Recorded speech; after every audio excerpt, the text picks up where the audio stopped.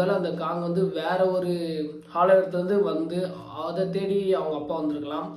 So இது ஒரு empire மாதிரி அதான் சொல்கிறேன், புது சாம்ராஜ்யம் சொல்கிறாங்க. ஸோ இப்போ ஹாலோ எர்த்தில் வந்து கிட்டத்தட்ட நம்ம காங் தான் வந்து ஃபுல்லாக கிங்காக இருக்கிறாரு.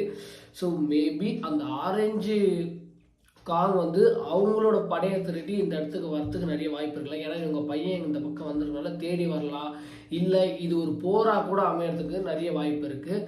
அண்ட் இதெல்லாம் இல்லாமல் எனக்கு ரொம்ப ஷாக்கிங்கான ஒரே விஷயம் என்னென்னா, தலைவன் காட்ஸிலா தான். என்னென்னா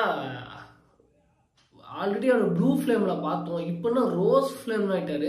ஸோ மேபி அதிக வந்து அப்போது காமா ரேடியேஷன் அடுத்த லெவலுக்கு நம்மால் வந்துட்டாரா. ஆனால் பார்க்குறதுக்கு இப்போ வந்து அப்போ இருந்ததுக்கு இப்போ இருந்து கொஞ்சம் நிறைய வித்தியாசமாக இருக்குது. கொஞ்சம் ஆக்டிவ் கொஞ்சம் ரொம்ப கம்மியான மாதிரி தெரியுது. அதே ஆனால் பவர் அதிகமாக இருக்குது. ஆனால் அதான் சொல்கிறேன், ஆக்டிவ் வந்து எனர்ஜி கொஞ்சம் கம்மியாக இருக்க மாதிரி இருக்குது. ஆனால் பவர்ஸ் வந்து